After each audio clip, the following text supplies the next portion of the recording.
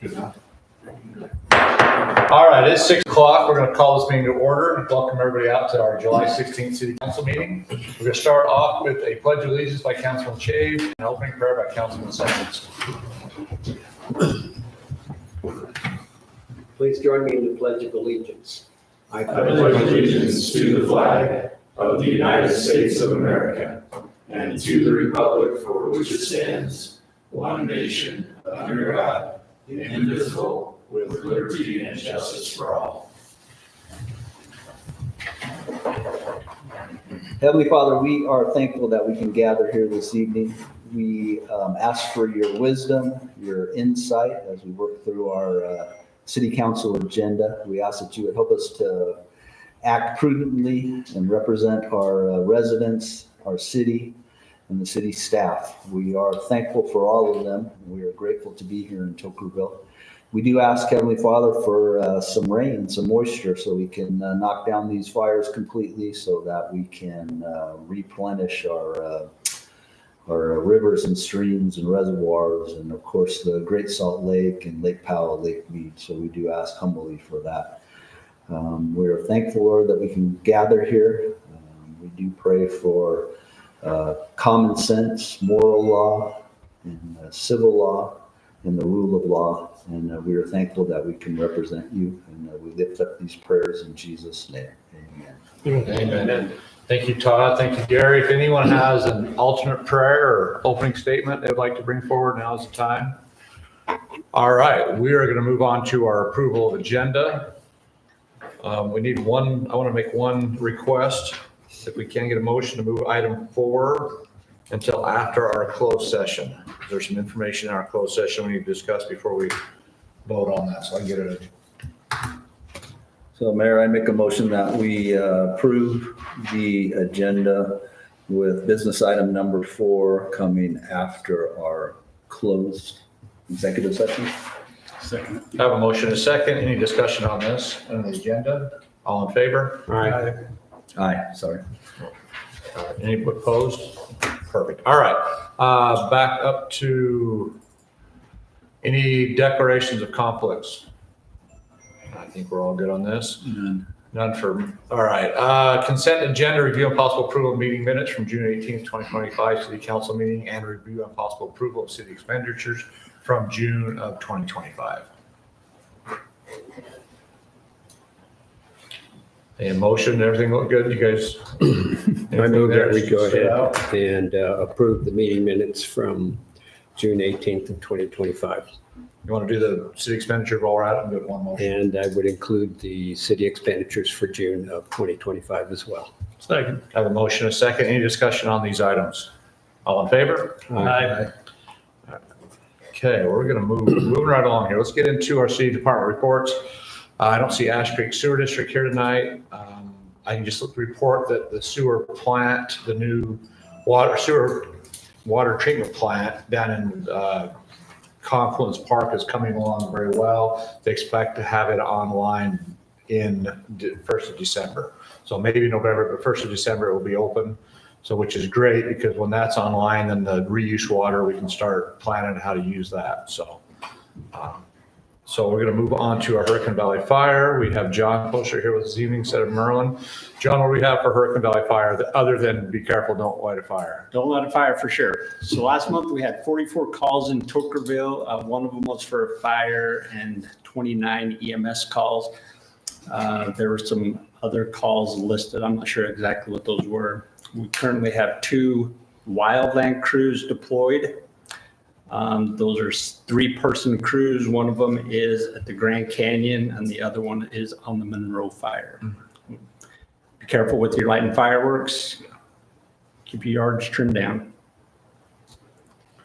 All right. Anybody have questions for John? All right, we're going to move on to Darren, Assistant City Manager, Engineering Specialist. What do we got? Really quick, can you pull those up? They're just in that engineering folder. I had taken some pictures, but one thing that's kind of keeping drones from flying right now, if you're a drone pilot, you're not, you'll see people flying, but you're not, every time you pull up and start flying it, gives you warnings that there are fires and things, so they don't like you to fly much above about 150, 200 feet. And there are just right out places where they won't let us go, so I can't go on the other side, give you updates on different projects. But right here, we can just see the cut. You can see the striping is down. Most of us saw that on the ribbon cutting. Everything's going pretty well there. They're moving into that, and the report basically is you will see one lane traffic for quite a while till probably the end of August, middle or end of August, on both the north end and the south end here before too long. Probably by the end of July, they'll start moving up there and working on that as well, as where you will have a second light up there on the north end. Yeah, so you're gonna have one at the south end and one at the other end. They shouldn't wait any longer than 85 seconds is what that's one's is rotating at right now. So they have those timed at that. Right. And that is including the time to get past. So there's a few people that have actually ignored the lights and had some issues. No one has been crashed or anything like that. That they have places that people can pull out. Every once in a while you'll go through there and you'll see the cones are all knocked down on that one side. That's probably because somebody did not stop at the stoplight. So we just want to encourage everybody to stop at that stoplight. Well, let's get a sheriff deputy there. Even there's I've seen 2 or 3 there. We've seen, actually we've got the highway patrol has been up there on the north side, keeping people at 35 miles an hour. So I've seen a few. So I have one request, and I think we've asked the contractor, but if we can get like a day or two's notice before they do any kind of lane shifts, so we can put it on our so you will website. see probably, I'll find out tomorrow. Yeah, but it was it's gonna be probably pretty soon on the south. Yeah, on that south end, you're going to see them. You'll be coming down to a right-hand turn, and it'll be a 1-lane road again as well. It's not going to be 2 lanes. Yeah. It'll be a little bit before they get back to a full 2 lanes on that south. Yeah. And the south will obviously, it will finish up quicker than the north end. But I wouldn't mind a little bit of a warning if we can. We You get it bet. out on social media, tell people, hey, there's going to be a change coming up, Yeah. so pay attention. and we've asked them that Yeah. when they put that light in, we didn't know that they were Right. doing that on that Monday. Yeah. It happened. So they've vowed that they will give us more. They'll give us at least a weekend's notice. Perfect. So anyway, they don't plan on shifting traffic like on a Friday and then leaving. They will probably shift traffic on the Monday mornings. right. So Monday mornings, expect to see. Yeah, but if we some new- knew Friday afternoon they Yeah, would do that, we we'd have don't. all weekend to, Yeah, I would just say expect something new on Mondays, and if it's still the same, Yeah. just follow it. So that's probably the day that they will be I forgot. switching that. Darren, I forgot to call you this afternoon, but one of the things I did notice is the electronic sign that sits in Laverkin telling you to prepare to stop. Uh-huh. It hasn't been working for the last couple of days. Gotcha. So it's sitting there at, I think it's like 740 Yeah. and the intersection of State Street right there. Okay. So I'll I meant mention to call that. you to mention it to him, sorry. yeah, you're Yep, good. not a problem. More information, the better. But it's looking nice. I know I see they're putting those barricades on both sides of the road. It's a nice machine, and we're not putting Jersey barricades, we're actually pouring them in place and with all the steel, so it's looking really good. Yeah. Anything else, Darren? So the next Yeah. one is just, you can see the next photo is just the striping. The next one is even just the same. The cut 3, so you can see the Westfield Road connection right there. We're working with the contractor to do what we can at that intersection. Nothing solid or concrete at this point. The next one is basically the reservoir. You can see where they're at. They've had a little bit of excessive dust. I've had a few people call me saying, hey, we've got dust. I think the smoke also magnifies the feeling of dust. So anyway, I can't get after them too much because I went out and watched operations for about half an hour today, and they've got 3 water trucks running all over that place. So, I could just see some things that they need to start working in their gravel piles. They need to start moistening that down. So I've asked them to do that today. The north tie-in, like we just said, is the next picture there. It's going to be coming online. I would say probably they'll start seeing that work right around the end of this month. That's just their tentative on their schedule that they have right now. The next one is just overall, you can see the operations of the reservoir, the tie-in. And a lot of people have asked me, how is that going to work? You know, you look at that right there, you can see that, the curve to the left is going to go away and we'll continue on straight down through the parkway. And then the very last one was hovering over Sapp Brothers. Sapp Brothers, they're here tonight to give you a short presentation on that. It's looking really well. You can see Boulder Ridge there in the distance, and that's about as close as I could get to Boulder Ridge just because of the fire on Pine Valley. So, and that's, Zoom back out and we would look at more Boulder Ridge or Sapp Brothers. That's looking really good. So, yep, they're moving along Yeah. nicely there. Yep. So anyway, if there's any questions anybody has for me about other projects. Yeah, one other quick one. It's the same thing. TDS TDS. has still got their line? Or is They it do. down? They do. That's They've not actually gonna- started pulling infrastructure off the Okay. poles So up that's closer to town. Okay, that's not going to be a hinder for us to open the road. Oh, not If even, it's still not up even at there? all. No. Okay. I mean, they'll be able to take it down while the road's open if it gets. Yeah, they down. could actually pull it down when it's open. Cool. Darren, do you know any updates on the FEMA issue with water, with the reservoir? So where we're at, they've got their Clomar. Basically that gave them the ability to start grading throughout the entire basin there. They will have one more finalization after they're completely finished. They have to finish that Clomar, which is a conditional letter of map revision. Sorry, thank you. So they'll need to finish that up with FEMA after the reservoir is completely done. So that'll be 2 years from now. But as far as right now, they have full clearance from FEMA to continue forward. Thank you. So, Appreciate that. yep. All right, any other questions for Darren? All right, we'll move on to our city manager, Ben Billingsley. Yeah, I'm excited to report as we've crossed over into the new fiscal year, we've kind of now greenlit a handful of projects that have been pending. So the first being Westfield Park. So Darren and JD are both kind of full steam ahead on moving that toward completion, getting it across the finish line. We were working on, as we've talked about, taking over the SCADA system. So we're obtaining quotes for that service for our water system. And the recreation side of Chief Toker Reservoir. We've developed a funding plan that applied for those funds. Everything's looking promising so far.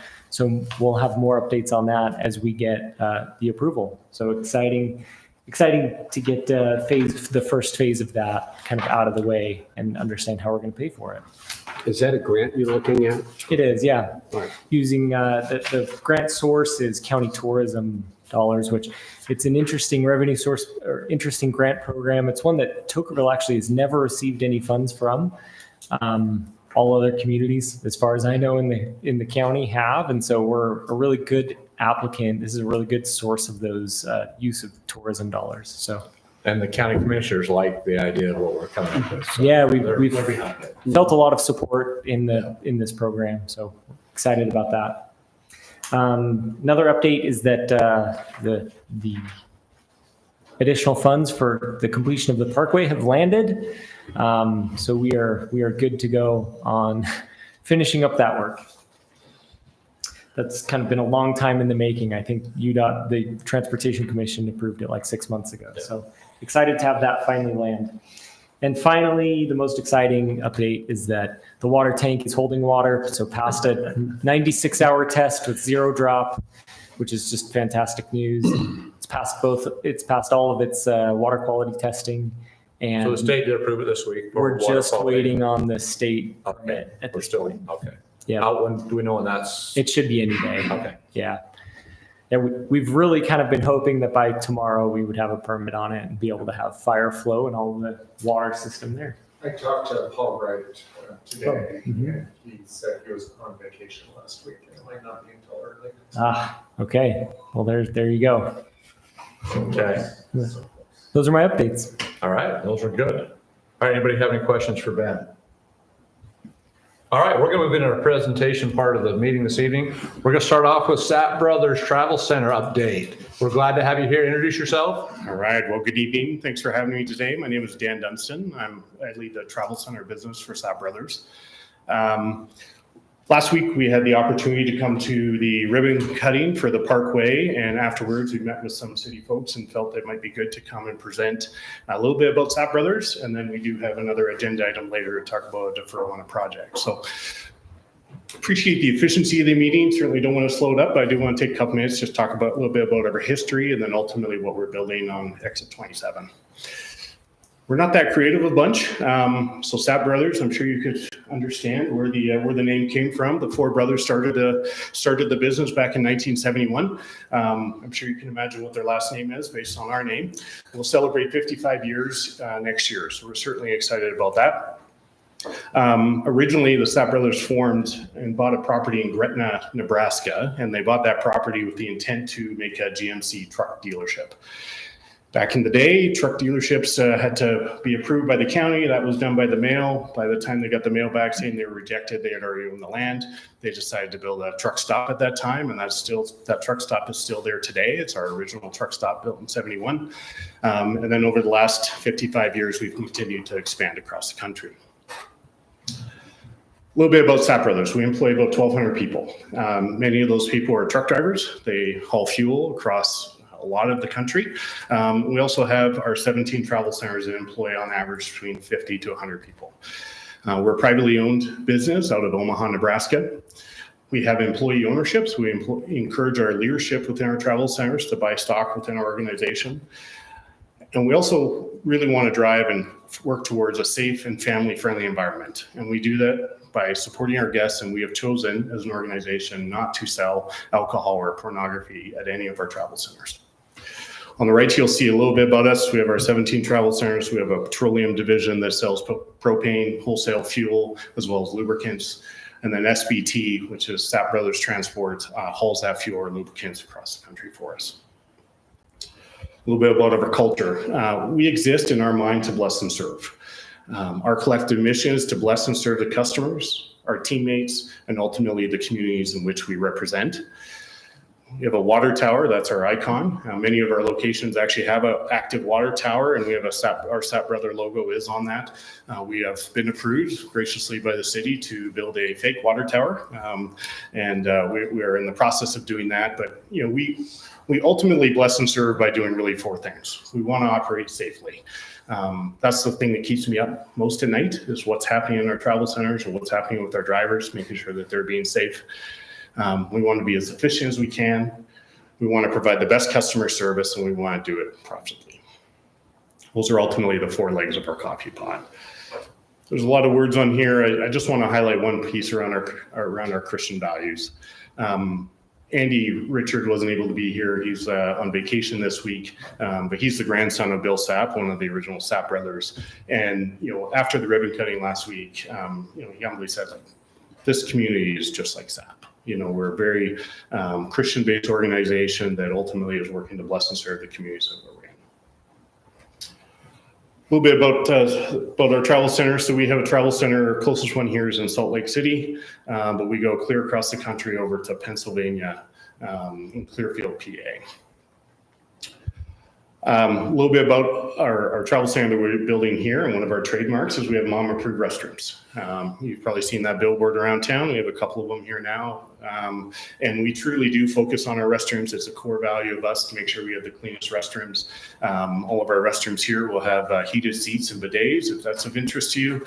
I can assure you, in a lot of our travel centers, when the moms or the ladies go into our travel centers, they often come out and huddle and talk about how clean they are and how excited about the bidet and who tried what. But it's something that's truly passionate for us, and our team at Hughes is certainly doing a great job on our restaurants here in Toquerville. Here in Toquerville, we're also going to have a full sit-down restaurant. We call it the Coffee Kettle Cafe. The hours will probably be between 7 a.m. and 8 p.m. We have all-day breakfast. We have American cuisine, hamburgers, burnt ends. One of our cores is around our cinnamon rolls. They're pretty awesome. But a sit-down restaurant would be great for this community, and we're excited to bring it here. Lucille's Fried Chicken. Bill Sapp, one of the founders' wife, is Lucille. She's still living today. She's the last of the first generation. So we named our chicken after her. We have great chicken, pizza, burritos, as well as sausage on a stick and corn dogs. And that's for everyday customers within our travel center, and just another offer that we can bring. We do have a proprietary brand, Burrito Bros. We will have this here in Torkerville. This is a Chipotle type style quick serve restaurant, whether it's a burrito or a bowl, we have it available as well. And then Sap Sips. This is a new concept for us. We plan to launch here. Obviously working off of the flavored pop or dirty soda. We can't put that It's in a writing. Utah thing. Yeah, we can't put that in writing, just like your country firing at the ribbon cutting. We'll be sued, but definitely excited about that. And then we have partnered, this will be our second Beans and Brew franchise, so we will have a Beans and Brew drive-through at this location as well. We do have a full-serve truck repair facility, doing lubricants, oil changes, tires. We also partner with United Axle as well. So I'm not stopping, but so that's basically just truck maintenance out there. I've had a couple of people ask if we were going to have automotive maintenance out there, but it's No, just it's more truck Okay, maintenance, yeah. perfect. As an organization, we certainly do support a lot of causes. One of them that we support is TAT, or Truckers Against Trafficking. It's something that the organization has been very passionate about. We do a roundup campaign in September, and we anticipate donating probably $60,000 in that month to Truckers Against Trafficking. We just held our annual charity golf tournament where we raised a little over $100,000 for a charity called Folds of Honor, who donates scholarships to kids for fallen soldiers, as well as emergency responders. So we're certainly active on the donation side, but we continue to invest in the local communities as well. And then I thought maybe just, we did a video a couple years ago prior to me joining Sap Brothers, and I thought it would be a good quick video to watch. It's just about our people within the organization and what they think about our company. One word I describe Sap Brothers in my position would be safety. Opportunity. Reliable. Diesel. Blessing. Opportunity. Opportunities. Community. Purposeful. Integrity. Humble. Friendly. Honest. Partnership. Integrity. Sap Brothers, and one word for me is home. Legacy. Integrity. Service. Family. Awesome. Career. Flexible. Extraordinary. Opportunity. Unique. Family. Family. Family. Family. Family. Family. Family. Family. Family. Family. Family. Family. Family. A lot of the companies out there like to use the same catchphrases and the same quotes, the family quote and the culture quote. And, a lot of them are more talk. Sap Bros is, they talk the talk, but they also walk the walk. And that goes all the way up to the very top, all the way down to the very bottom.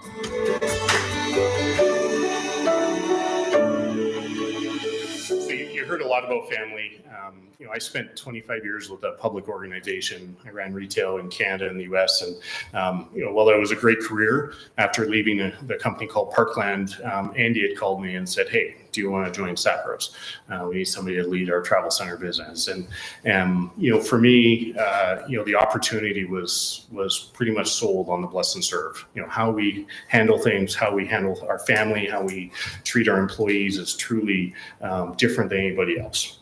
This isn't a recruitment session, but certainly if you know anybody that's looking for roles, we're certainly looking to hire, and our culture ultimately, I think, will be a great fit with Torkerville residents. One other thing, the last gentleman in that video, Nathan Daly, again, this video was done about 3 years ago. He's been with us a few years. He's run a couple restaurants for us. He ran our largest travel center in Purcellville, Iowa. He's currently helping us in Denver with the transition that we're doing there. But he has accepted the role to actually be the general manager here at Torkerville. So he'll be moving to the community as well. Awesome. You guys have any questions for Dan? I'm excited. When are you looking at? Can I get one of your cards? Business card, absolutely. When are you looking at accepting applications for employment? So we've started leadership roles today. So the general manager has been filled, but we have a restaurant manager, shop manager, and store manager positions that are posted already. So those are available. And then once those positions we hope to have filled in the next couple of weeks, we want those leaders to ultimately hire their teams. So, here, I would say there will be applications available in mid-August for all roles within the travel center. And when's your soft open date? Just Can I guessing. I'm not gonna hold you to it. Can I use Darren's, when the parkway is gonna open? We'll be similar. You know, Tim and Val are here, obviously our construction coordinators with Hughes. You know, they're looking for occupancy on October 2nd. I'm pushing hard to move that up. It sounds like we're a little ahead of schedule on a couple things, but you know, we're hoping to open late September, early October. We actually have been kind of working through, well, what does a ribbon cutting look like? We'd obviously love to do that. We're currently targeting, I think, the 25th of October, and then look to do a grand opening in Q1. Not to pressure on you, how's the traffic signal? Are we closer this week than we were last week? Just curious. Yes, no? State, we got something. I think we're past it. I know. Yeah. No pushing that push. Okay. We've been working that way. I know. This week. Okay, perfect. Yeah. Perfect. All right. Any other questions for Dan? I'm excited to have a restaurant and everything here in Tocqueville. It's going to be really nice. Yeah. We're excited to be here. Yeah. Well, you'll have a lot of locals coming out. So, all right. you. Thank you. All right. Ben, we're back to you for our fiscal update for our 2025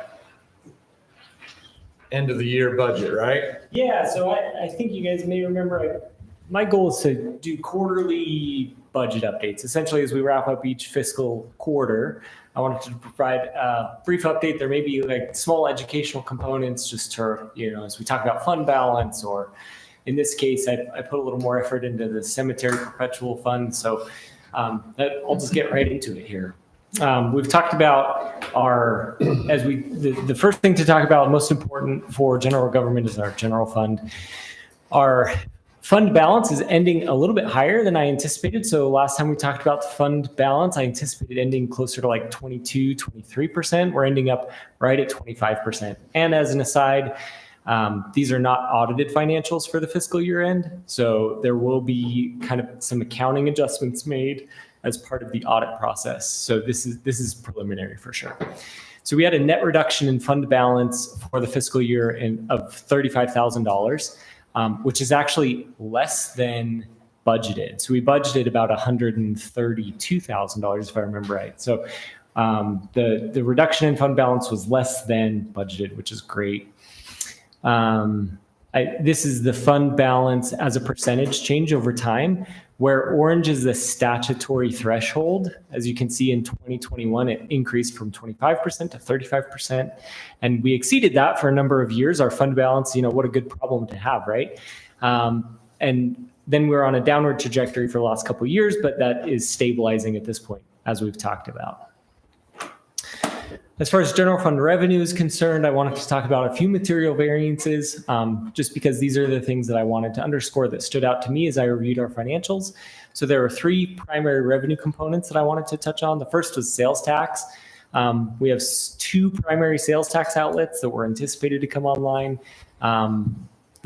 One of those has been remedied at this point. There was a bit of a hiccup in sales tax remittance, but that should be remedied now.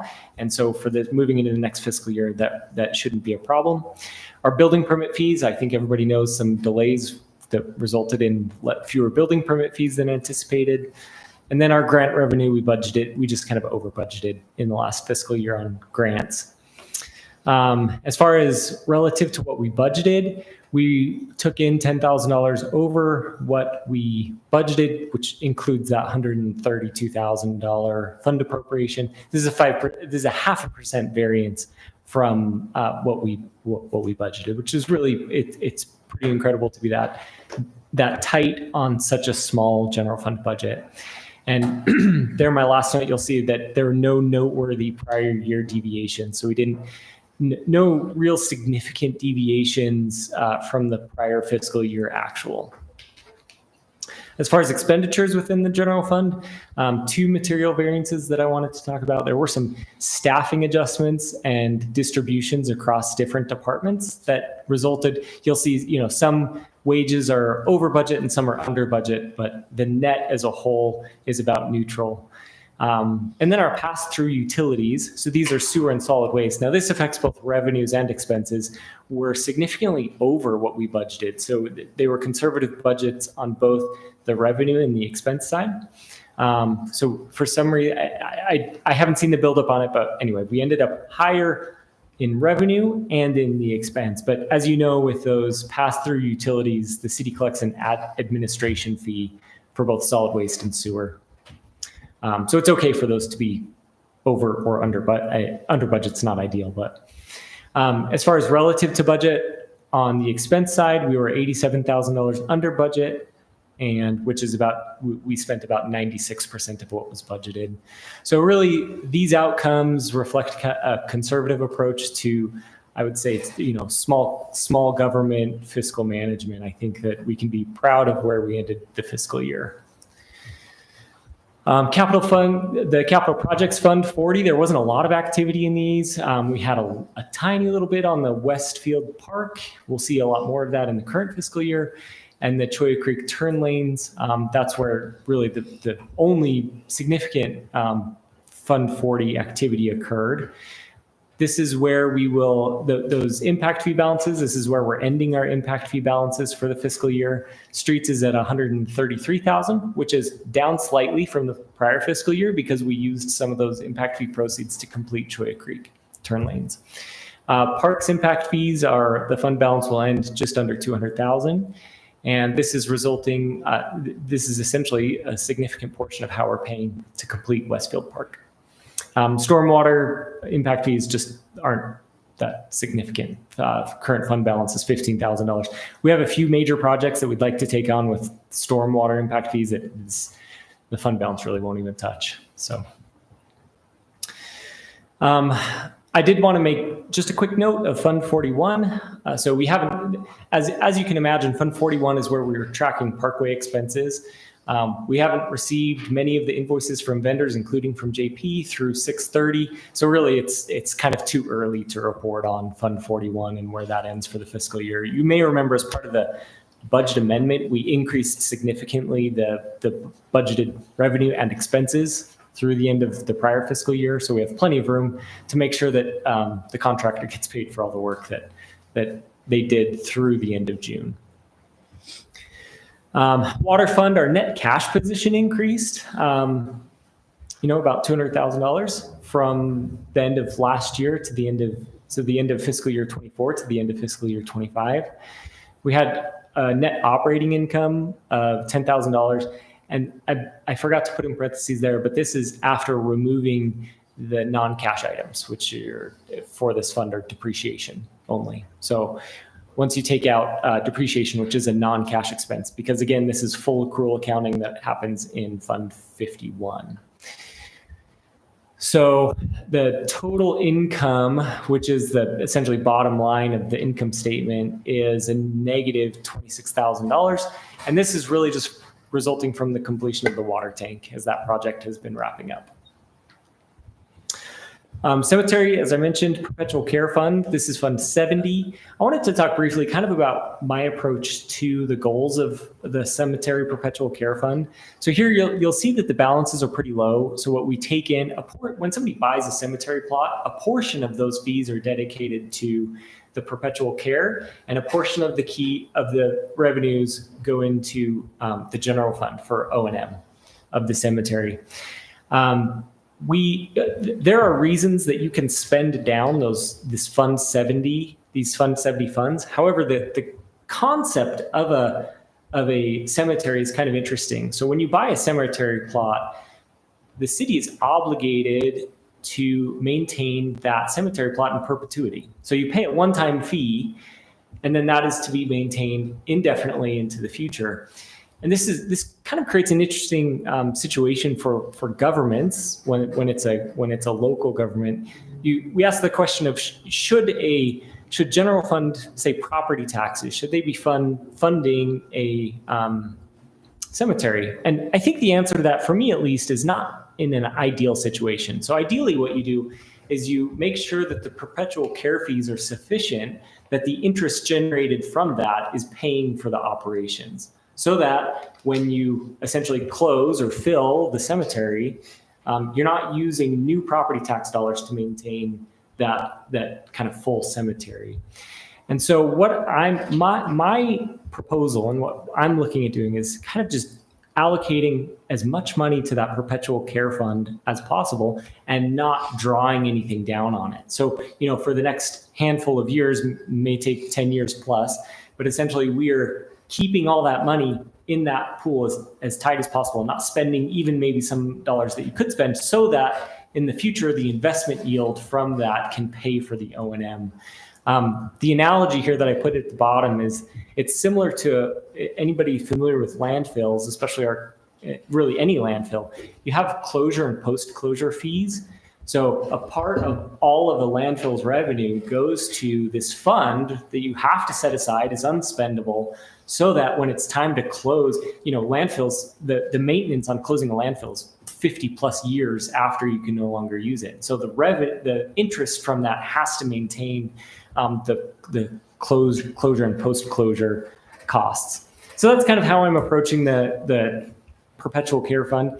It's unlikely. My recommendation is just to really not spend any money out of Fund 71. So we'll see revenues in it, but not expenses, and that's why. Happy to discuss that in further as we, whether that's now or in a strategic planning session. But that's kind of my approach, and that's how we approached it for the current budget year also. That's it. That's my budget updates. Happy to answer any questions. Any questions? So the normal maintenance in the cemetery, will that be just kind of done within the general fund then?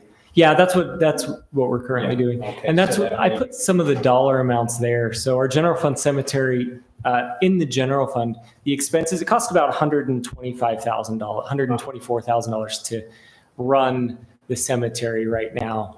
And our revenues, are not really even close to that. So 20, if you add up the burial sales and the open and closing fees, it's like $29,000. So we need a lot of people to die so we can. When you sell all the plots. Yeah. Yeah. You sell them all and don't dig the hole, you save money on both. Another thing we can do is, as we look at the allocation of what goes into burial rights sales. So again, as I said, for every time we sell a plot, there's a portion that goes to perpetual care and a portion goes to the general fund. We could not change the fee at all, but change the mix of that fee, so more goes into perpetual care. Sure, I agree with that concept. Yeah. Let's come up with a number on it, what we want to change. Yeah, we'll look at that. The events that are there, I don't know if you can call it events, but when we have the Wreaths Across America and Memorial Day service there, does that come out of the cemetery expenses, or is that separate? It doesn't. Those all come out of the community events budget.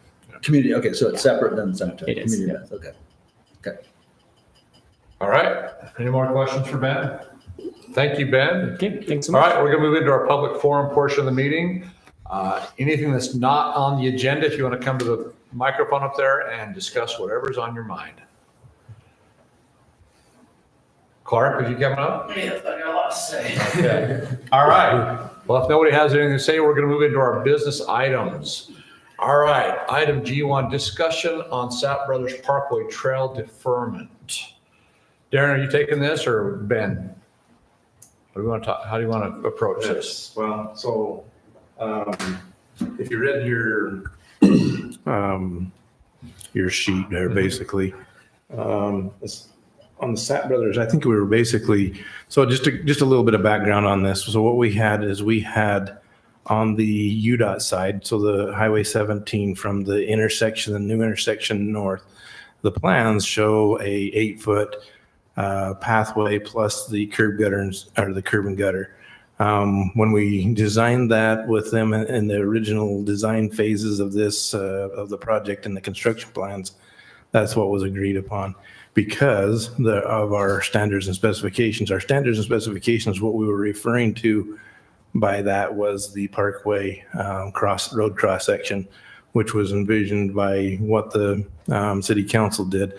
So and even though that part is not part of the brand new parkway, it's part of the parkway.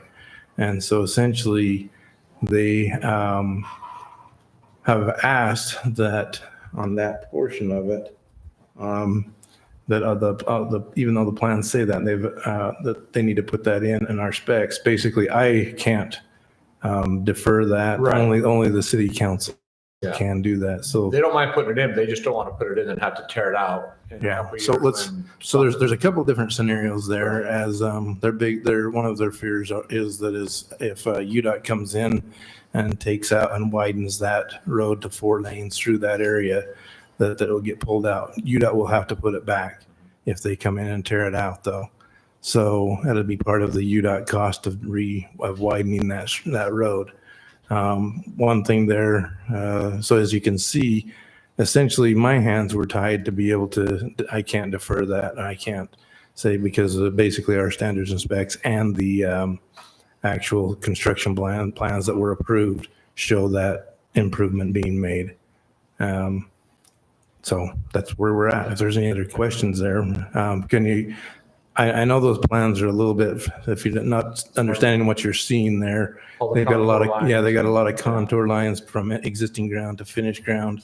But essentially you can see the cross section of the borrow ditch, the 8-foot walk, the different things such as that, of what they want to be able to do there. So that's what they're asking for a deferral on. And I'm sure that the Sapp brothers could probably chime in and give you a little bit of So information. the But if you walkway guys- is just along their property lines. Yeah. Yeah, so On- there's, That's our right, yeah, 17. so right across the street there to the right is a different property owner. When they come in, they will be required, I will have to require them to do this, to do the standard and specifications, just like I required this as well. So, So the agenda sheet says no action required. You're asking us to Oh, this go is ahead and discussion. it's for Yeah. discussion have at this discussion point. on this. Yeah. So- I believe so. Yeah, just discussion. So they're not saying they're not going to build it ever, they're just saying, hey, we don't know Well, I just where it's going to, right. thought he said that council needed to approve the deferral. Well, we will have to in another Yes. meeting. Yeah, you would have to approve that. We put it on as a discussion only at this point, because we wanted to know what your general feeling was there as well. We could, if you so desire to do something, we can put it back on the agenda and it'll be 3 weeks before you would adjourn again. If we do defer it, okay. Mhm. On their property or UDOT property? It's within the UDOT right of way. The trail is. Yeah. Correct. Yeah. Well, it appears to me that rock ditch is in the way of it all. So the rock ditch is mostly on their property. It's and there's a 10-foot utility easement inside that rock drainage ditch. The ditch was widened out because they put so many utilities have came in, made it wider in a few places, and they're going to have to do a little bit of grading and rebuilding of that ditch, I do believe. Correct, Tim? Or Yeah. Dan? There's not enough room there. Whatever. So there's some things there. There's also some other things that were approved during the construction. But yeah, the ditch is needed to be there for proper storm drainage and those types of things. So that they're not asking to have that removed. It's in right now. Yeah. They're just asking for the 8-foot trail and the curb and gutter and sidewalk. And that's, like I said, your guys' go ahead. I thought maybe I wanted to highlight 3 points I know we've talked about with the city. One is around safety. Our biggest concern is always putting a pathway right next to a road is a bit of a concern. In the next 6 months, I think things are going to change, right? The parkway is going to open, traffic's going to change. We're going to have a signal there. We have a speed limit change. In 6 months, we're going to have a better idea of what that risk looks like as that continues to happen. But it's certainly something we think about. Put the pathway in is significant cost, right? And so we're always concerned about costs. All that being said, we agreed that we will do this. So we're not trying to escape this. But we also want to make sure that, if we're going to spend the money to do it, that it's done for good cost and for the best use. And our belief today is that that use is going to be incredibly minimal because there's really nowhere to go, right? The path is going to the interchange with no businesses on the other side. And so we think today there's a very low likelihood of it being used. We think it's a bit of a safety issue. And then to Darren's point, UDOT has openly said that they want to adjust that interchange. They have concepts in front of them. We think that when that concept is landed on, there will probably be some changes with that. And while it will certainly be UDOT's cost to fix it, we don't like throwing away money, and putting fresh asphalt down to have it changed in 2 years does not seem like a good value. So those are kind of our big concerns, and we're certainly open to what it is to appease the council. Maybe after some discussion, I can put up another proposal that I was thinking about on the way here. It's a bit outside of things, but maybe it would be more attractive. I know I would feel better about spending the money in that way, but maybe if there's any other questions, I can follow up after. Any questions?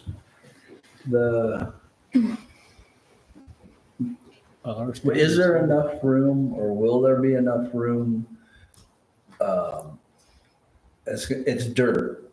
So if this is done, is there enough dirt where people can pull over and park in the dirt and then get onto the sidewalk or the walkway? No, people won't. You'll be in the turn lane there to go up Okay. as it is right All now. the way, the Yeah, whole, so the whole your front. curb will, they'll saw cut the edge of that, Okay. that asphalt and put the lip of curb right there. Okay, so the Just whole like you- frontage right now where Yeah. there's dirt and stuff, that's gonna And be it's just gone. like, Okay. you've seen this through Laverican.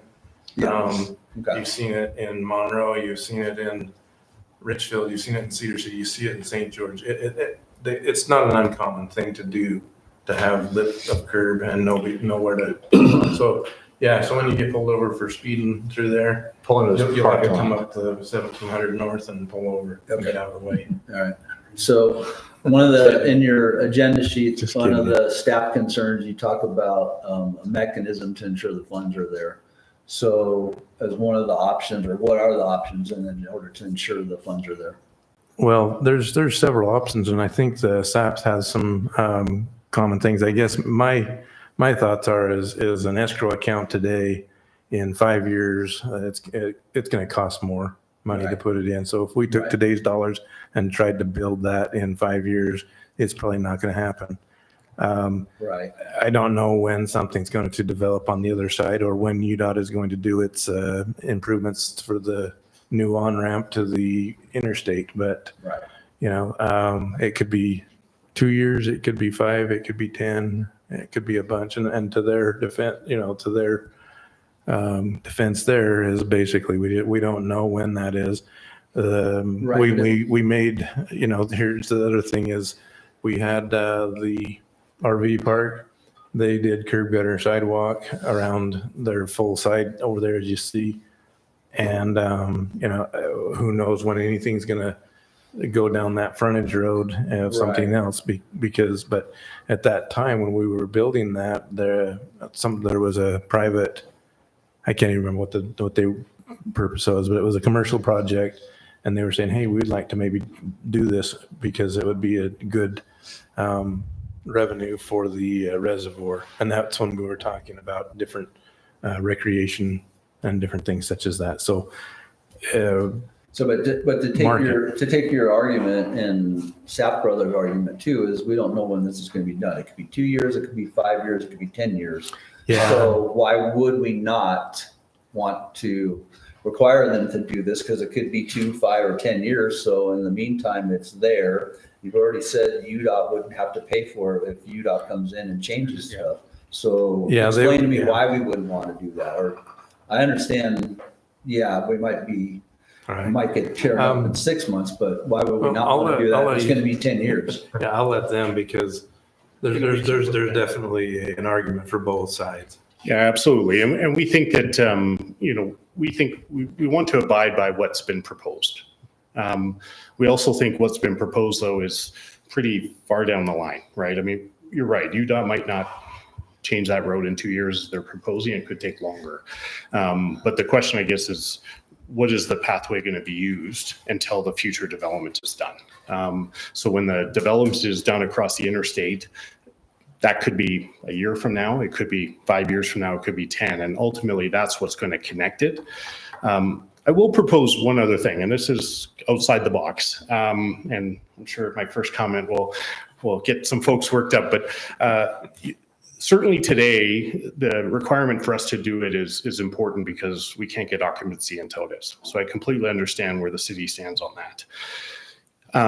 Would the city consider taking ownership of that pathway longer term and doing that development longer term? We're going to start paying taxes soon. There will be some additional income. Obviously, when the development is done across the highway, there will be more taxes coming in. And what I would suggest is when that occurs and the pathway is actually useful for the community, that if the city owns the rights to that and is required to do it, then it will be done when it makes the most sense to do it, not when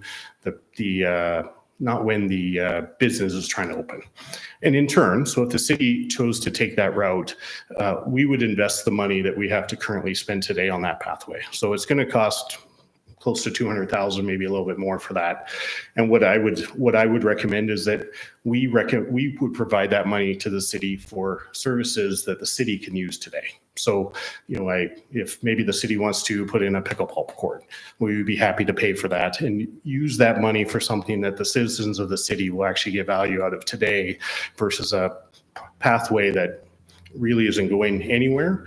And ultimately we'll probably get chewed up whenever UDOT does the work. So, we committed to do this.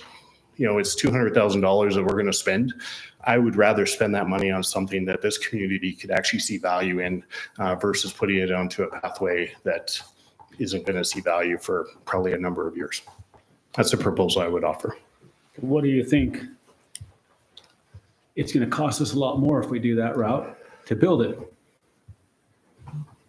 And it could cost a lot more for us to have to go back and build it, but it's on UDOT property. They're not going to build that. If it's there, they take it out, they will rebuild that. Yeah. But 10 years down the line, we're not going to have a trail to connect everything to all the supposed areas, and we're going to have to foot the bill. We might have got 200,000 and now it might cost 400,000. So we're really going in the wrong direction, in my opinion. I know it seems like it's kind of a moot point to build it now, but it's in there. It'd be cheaper for you, cheaper for us if it's built. I think in the long run, because it just will, and it's going to cost more. How much? I can't imagine what it's going to cost in 10 years. It's not even, the interchange isn't on UDOT's docket at all. So we're playing with time here, and we do have ordinances and guidelines, and I don't know if we can defer everything for all these different decisions in your situation. Mm-hmm. But just looking at it, I think it's cheaper for you to just build it now if it doesn't go nowhere. If they mess it, we'll get a new one. But if we have to, we could enjoy a pickleball court, surely right now, but 10 years or 5 years from now, it really hurts us. The other thing that we had proposed was to put the money in, as Darren said. So if we put that money into a fund, obviously if we say we think it's going to take 3 years and we do the time value money, we put that into a fund to defer the project until UDOT's complete. Again, our commitment is we're going to build it.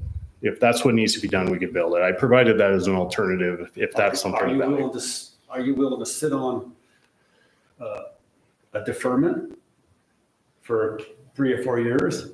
And at that point, you got to put it in some kind of guarantees, but how do we guarantee we get it back out of this? That's something for management to figure out. I don't know. A lot of those times our deferments have been really problematic when we go back to enforce the deferment because they're all, it's too much money now. And I'm going to chime in just from a legal perspective. I think you guys are bringing up good points as far as potential cons that we see from a legal perspective.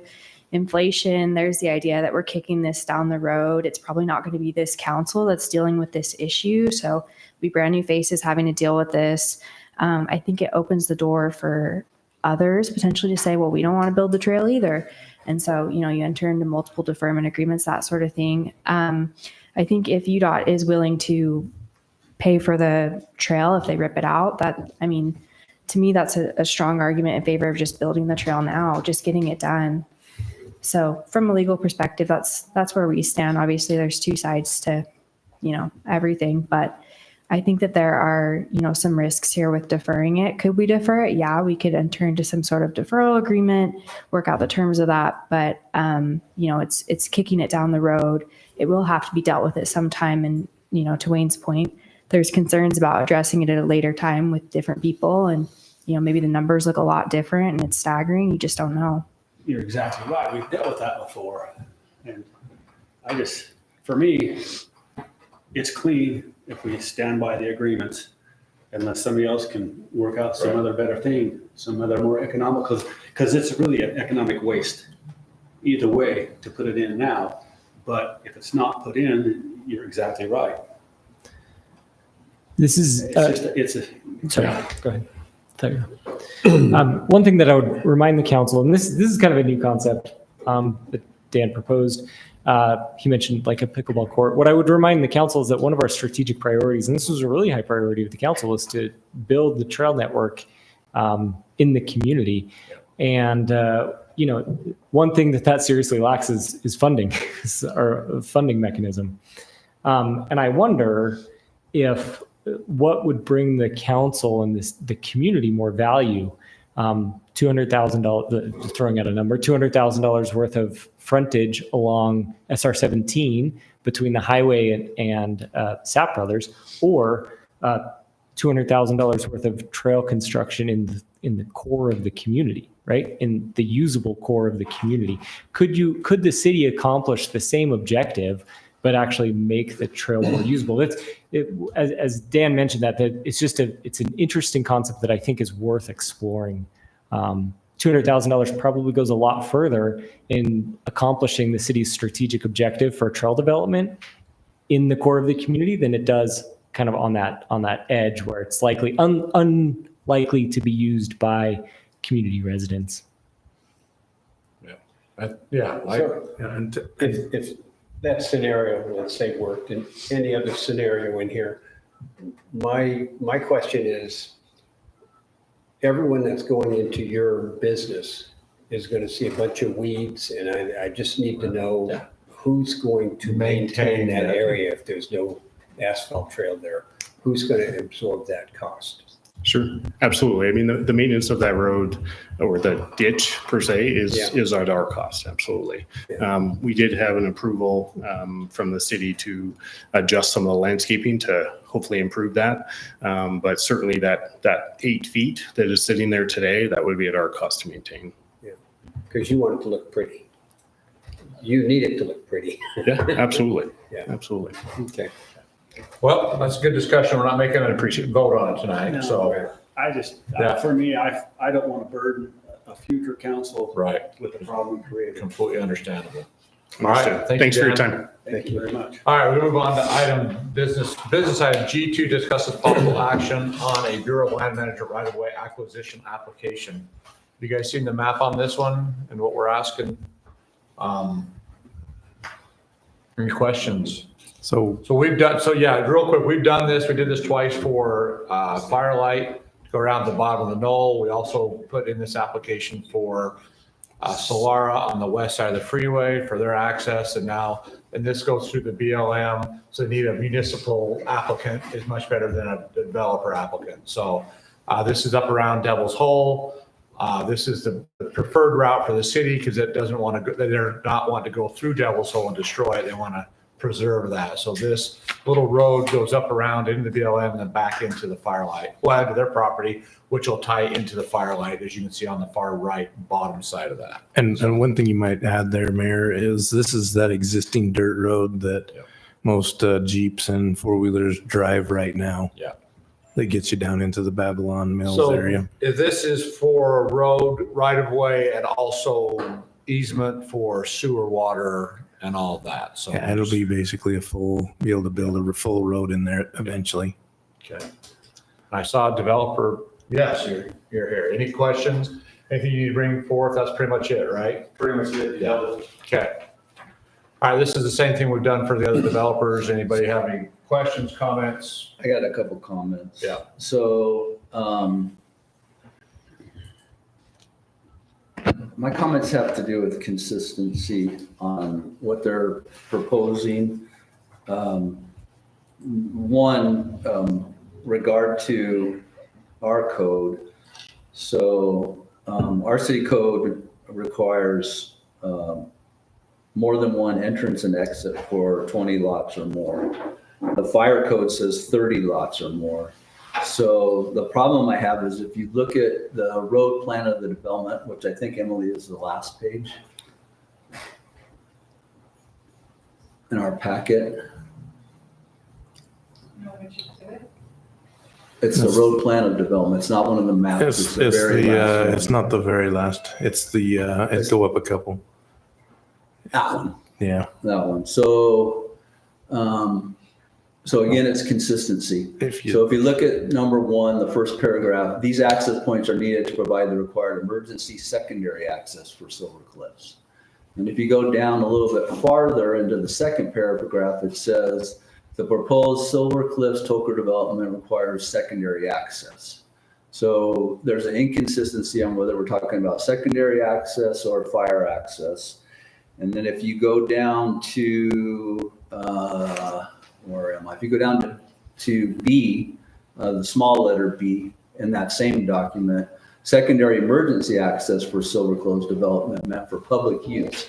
So we've got all these different consistencies, and I know we've had problems with some of our developments here, and I know the fire department says, well, it's emergency access, so it's good enough for us, but our code says 20 or more lots, there's supposed to be more than one entrance and exit. So if you take that down to number 7 in that same document,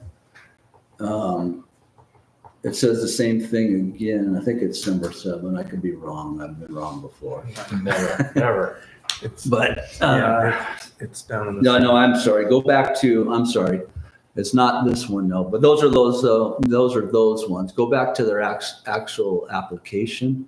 So if you go down to number 7 on the actual application, which is the standard form 299. So if you go down to 7, Silver Cliffs plans a total of 751 lots and requires this roadway for its secondary access and fire safety. So again, we've got terms that are conflicting with each other. Well, it So- says secondary and. Yeah, but Yeah. one says fire. secondary, one says fire access. So we go down to number 15 on that same document. It says secondary / emergency access. And then if you go down to 16, it says secondary fire access. So there's no consistency here. The code should read what it reflects in the fire code or our code, and that is, our code is 10-19-D-8, number 5. It says 20 lots more Yes. or more need more than one entrance and exit. Right. And then the second thing, the fire code says more than 30 lots need 2 points of access. So it's for residents to have 2 ways in and out. It's not just for the fire code. So there needs to be consistency in this document. So come on, come up to the mic, would you? Would you prefer it to have it say emergency because there's residents? Is that? No, it should be secondary access, shouldn't it not, Emily? Yeah, it should be secondary access because it's primarily a secondary access for the residents. Is it not, Darren or Ben? But the residents would need emergency services. Oh, I understand that, but the code says a secondary access for for in and out for residents, does it not? So really, so you've got 2 things here, because basically the Silver Cliffs development is in Leeds. Part of it's in Toker. And so, part of it will just a continue in the little, Toker, just a correct? little bit, correct. So, it'll serve as a secondary access both ways, as for both cities. And so this will be our interconnecting road. Right. And essentially, they probably should have stayed consistent all the way through every document saying Correct. secondary emergency access. Well, that's But two it'll, different because terms, though. there's another thing that they could actually put in there too, is it'll be a corridor, or well, it could be a local. The point I'm trying to make is, is this going to be a secondary access or more than one entrance and exit for residents? Yes. Or is this going to be an emergency access for the fire department It's going to be only? both. It's gonna be Okay, so both. then we need to be consistent in how we're stating all this, do we not? No, I'm hearing what You, you're saying. you raise a good point. In fairness, I haven't had a chance to go through this in as much depth as you had, but you raise a good point. Go ahead. I think it's an easy cure. I'm on your team.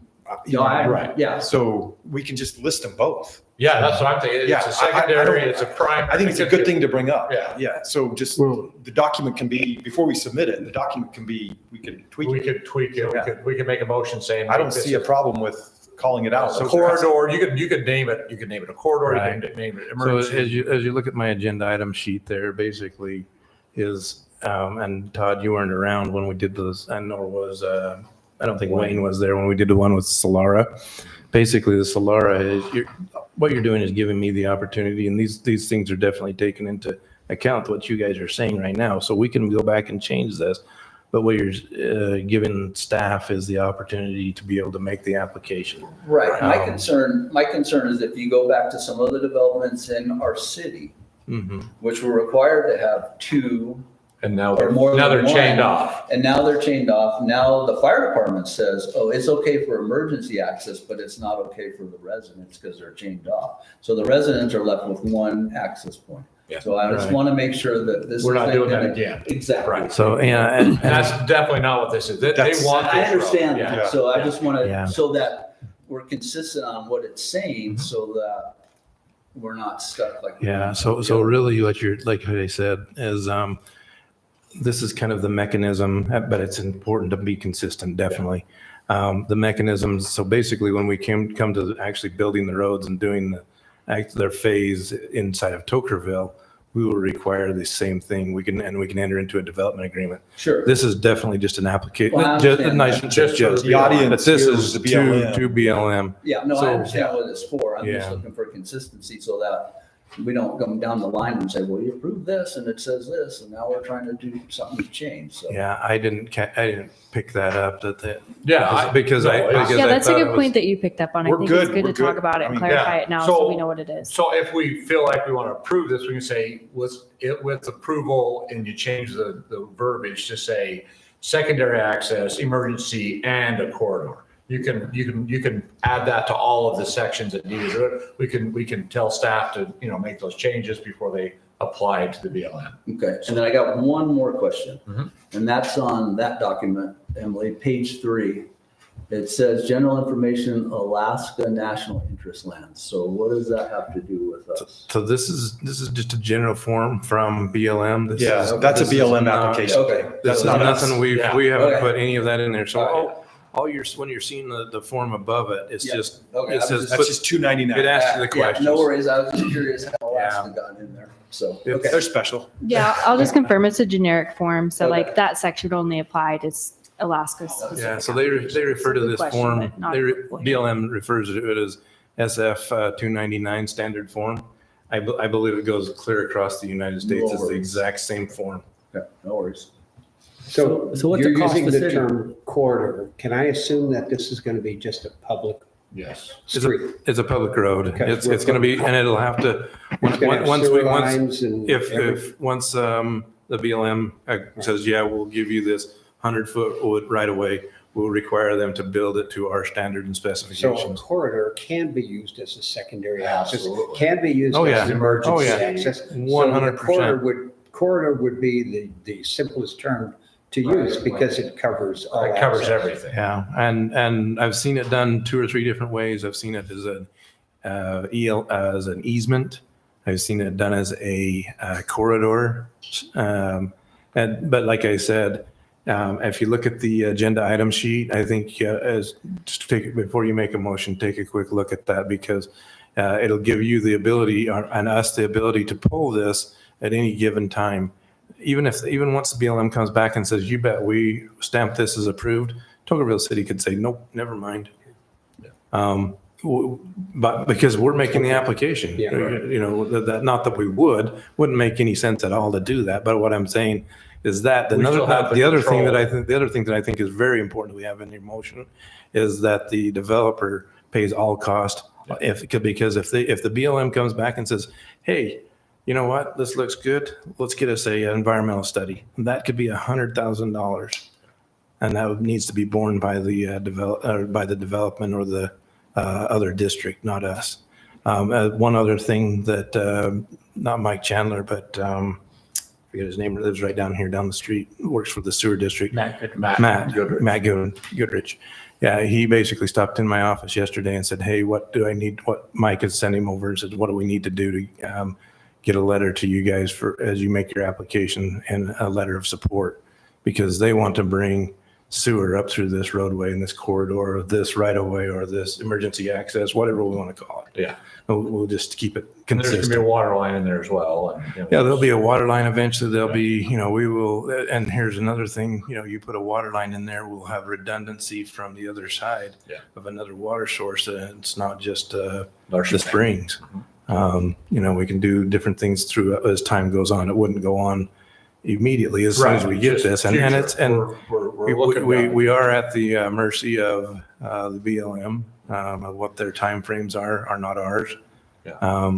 And so essentially. Scott, sorry, but Scott, how long did it take us to get the one around the backside of the, was it? About a year. Yeah. Yeah. So Yeah. So Solara barely got theirs around, I want to say February. Right. And it's not complete yet because they're trying to decide whether they want a environmental impact study. Oh, really? Okay. Because there is no road there. There never has been a road where they're And this proposing. one already has a road. This sitting one does, and that's yeah. So as to Todd's, there's a couple of things that I saw that I would like changed in there too. That I wanted to say, hey, there was an existing four-wheeler road / Jeep road, and we would like to keep it there on that. They also put in there the reasons why we would rather go through BLM than Tokerville City is. One of those major things is Devil's Hole. We don't. We want to preserve We the want to natural preserve that beauty. to the best that we can. So Yeah, no, I thought it was a good proposal. I was just concerned. I about think that consistency. consistency is important. And we'll make sure that, and I think Jeff's here. Yeah, from American Civil. Make sure there's no consistency. Yeah. Perfect. So there was a couple things that, Question, all the Firelight development maps don't really show linkage to leads. So do you have, I'd like kind of your input on what you're going to have to do. Yeah, they're Pretty closely, so we're both very privy to kind of what's going on. Yeah, So they know. But we can provide that, or both of us can. Silver Reef Parkway, where we had the event last week, that is the route that's gonna go all the way to Leeds. Okay, so, And it's gonna be a very wide right of way, and it's gonna kind of. Separate from this. okay. Our portion of it. And with 700 homes going in, you've got a lot more traffic coming There'll through. be multiple points of contact. Yeah. But we work together with them to. For the alignment best you guys way want. Between both of us to pull this together, because that's a good point. It's a lot of traffic, which is great. We just need to manage it the right way, so. Silver Reef will be 120 foot right of way, 4 lanes eventually. So Okay. it'll be a significant. I mean, usually I'm looking out for the city's best interests. This is the first night I'm concerned about fire. So what's it cost us to do this, Darren? It doesn't cost the city any zero. that's why I It takes said a lot in. of time and a lot of effort for the staff. So once these guys are done. So we don't make the changes. We will require them to make the changes. Yes, we will review it. Things such as that, definitely. I think, like Darren said too, it's important to include in the motion that they'll pay all costs associated with, So on the if we condition that did- they'll pay all costs associated with the What's the application. trade-off? How do we know that we'll save this Devil's Hole area for something besides bulldozers? You guys have already put Devil's Hole, go ahead, come on up. So I want to hear that. So the area, I mean, just in real short, the area is managed or is a special district, is a local district. That district has already purchased that area to preserve it. Yeah, you've already put it in. A political subdivision of the state called Grapevine Wash Local District. And it's that parcel right there is cut in 4 pieces. That portion, that part that holds Devil's Hole has already been preserved. And you put that in your conservation. Don't you have a conservation? Well, it's owned by Grapevine Right. Wash Local District. Yeah. It owns it. It's like as if Tokerville owned it. They could preserve it. Perpetuity on that, or can it go away? What is that? Could you sell it to somebody and they could destroy Well, it? right now we could, but that's not the goal. I mean, the goal is to preserve that. That's where our head See, is. The goal, if you want us to work towards that BLM, just lock that up. Well, we can work towards that. That's just Because I don't want to promise and then have it broken. So here's the other thing really is that the Devil's Hole, yeah, it's a sensitive lands area. It really would be difficult to bring a road up through there with our sensitive lands. Yeah, with our ordinance on sensitive. Well, it would, but the original intent was to come right through here, and that's right through the middle of it. And that's Yeah, why- so that's why we said go to the north. It's actually less steep than access going out. They're planning on going out. That's pretty steep. My guess would be that. Well, and the other way, we would have carved off a parking lot and a trail and created, it would have been a lot closer to it and closer than we wanted to it. And ultimately, we decided, hey, let's just make the application. Let's go through BLM. Let's go through the process. Let's involve all the stakeholders to have a better product. The thing that bothers me too is you want to put all that traffic coming into Tocqueville, they'll see what we got and be jealous and envious. Are you gonna be jealous? Or is that traffic going to head out? It's gonna go out towards Leeds. And leave us alone? Yeah. You got 5 million people that go to Zion every day. right now. Yeah, or every Going year. through that area every day. Yeah. And the road will be built to spec and all that stuff when it comes to the agreement. And Oh, yeah, it's gonna stay. Absolutely to Yeah. Tocqueville standards. And the conversation that we've been having is that the protection, the mechanism for protecting that area would be that it would be dedicated to the city as part of the proposed development agreement that comes through. We are great with that. At As one point, development the comes city through, beca- that protection goes up, it goes to the city. When I say we're on board with that. We've talked a bit about that. It's About donating Devil's Hole to the city and make a park up there and is protect. Devil Hole actually on BLM or? is it No, actually- it's on private property. it's on Grapevine Wash Yeah. local district's property right now. The very north end, yeah, the actual hole is on private property, but that whole range through there. There's some, A little bit of it's in a BLM. little bit. What's that? Frog Rock is on BLM right there. Yes. Yeah. So. Okay, any comments from you? No, I think Ben summarized it well. I think, Wayne has concerns about that area being preserved. I think that's a step down the line. I think to Darren's point, if the city got to a point where they were uncomfortable with anything or didn't feel like, things that they wanted were being met, we could withdraw the application. It is our application. That's one of the advantages to us submitting the application. So I think you guys have presented the concerns and talked through it pretty well. I don't have anything else To that point, there's add. another swipe at the apple. When we come in and apply for development, we'll do all those protections. If Right. not before. Yeah, I think that's on the table then. And it's something we should discuss. Not and first. Not first in my mind, no. No, I think it's part of the development agreement.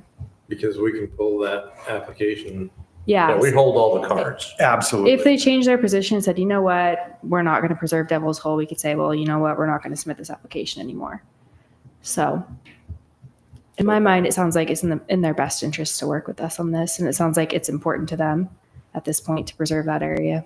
Do you have an alternative plan if we decide we're going to be mean? Has to come through the Devil's Hole. I don't. Here's my thing. Tocqueville's never been mean. Come on. Here's We're my in Leeds. opinion. This is heaven. We've done this exact thing for two other developers. It's not putting any burden on the city. It's benefiting the city. There's no reason for us not to apply for this. So. The option B is shown on the screen, and it's Yeah. it's not desirable. That's not what we want. Yeah. They may be even entitled to option B, but that's why we suggest from a staff perspective is that the city put our full weight and support behind this BLM application because we're trying to preserve that. I just was curious. Yeah, it doesn't make any sense not to apply for this application. That's where we're at. Same thing we did for Firelight around the bottom of that little mesa. They have one there. I think you have two, don't you, down there? Yeah, we got two. We got two for them on the southwest end of We it. paid out So, fees. exactly. So, yep. So we don't go for it. And they put the road through here, or they build the road there by themselves. Well, no, they can't go up there. They could, it'd just be a lot harder for them to get the application through BLM than it does a municipality. They'll have to build the road no matter where it is. Right. We're not gonna build that road for them, for developers. Yeah, they'll be required to cover the cost of that road. It's better to go east than west, is what you're saying? Better Why don't you go to Leeds? Better go to North. They're already in Leeds. They're coming in from Leeds. Yeah, we're They're not in connected. Leeds is not, They're already turning dirt in Leeds. You've seen them. you're in the county, aren't you? No, they're in No, Leeds. we're in Leeds. Yeah. 97% of it is in Leeds. There's a small There's eight. portion that is actually, 36 lots are actually in the Well, and county. there's 80 acres in Tocqueville now, so. Is That's Alberta right. Pace- That's absolutely right. Is Alberta Pace still living there? Say again. Alberta Pace? She's dead. I don't know that Then name. you don't know where you're at then. She lives right there. Well, unless she's You don't gone. know her? I don't, I'm not out there every day. I'm usually in places sell you like some this. pieces yet? Yeah, but You ready for a motion? I am, absolutely. Did we have any trouble with Solara? No, they're still working on it. No, we haven't. had any You can problem. make They it. wanted us to inherit their roads completely and maintain. Oh, we're not doing any of that. We haven't agreed to any of that. Same with this. They're gonna build a full-on road and Whenever you. Okay, go ahead. Mayor, I'll make a motion. I'm going to read it off of the agenda item sheet. I make a motion that we move to authorize city staff to coordinate with American Consulting and Engineering and the Silver Cliffs Special Service Development District in the preparation of submission of an application to the Bureau of Land Management for a road right-of-way acquisition.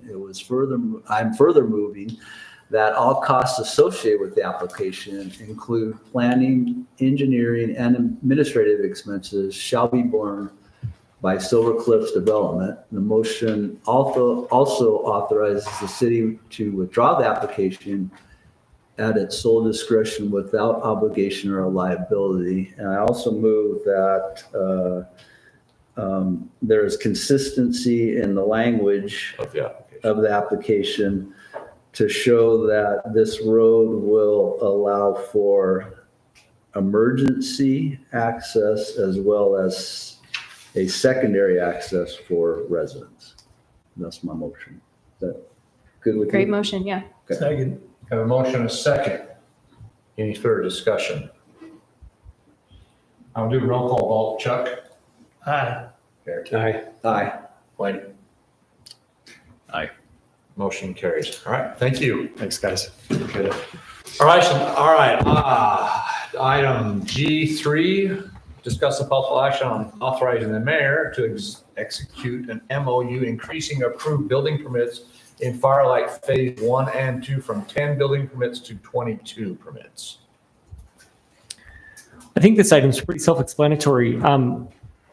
Kayla and I discussed immediately prior to the meeting what the best mechanism is to actually what we'd put in front of council. So I think I'll let Kayla explain that briefly. Yeah, sure. So this is a simple, what we're doing is amending the original MOU that was entered in, I believe, 2024, which allowed Firelight to commence construction on units before completion of the parkway. So we're going to up the number of units that they can construct. We're going to add 12 additional units.